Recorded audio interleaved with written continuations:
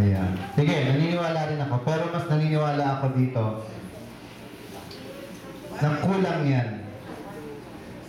Para sa akin, if you fail to create your goal first, even if you plan, you will fail. Ano paliwanag ko dyan? It's just like driving without any destination. Sabi mo, okay. Basta wala kang goal, wala kang pupunta, wala kang destination. I mean, saan ka pupunta? Para ka nag-drive na kung saan ka lang pumunta. Wala ka pa rin particular destination.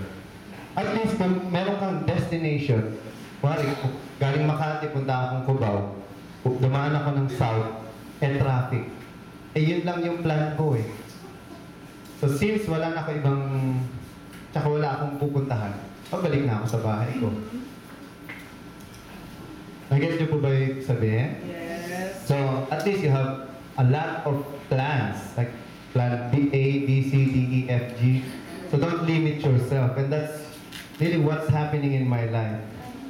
I don't plan my life at all. Maniwala ako kayo sa hindi, wala ako kaplano-plano. Kahit ang kumpanya ko po, walang plano.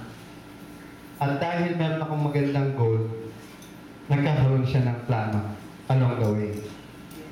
And you'll be surprised how many things that I have done in the voiceover industry. And I put the Philippines in the map of voice acting industry sa buong mundo.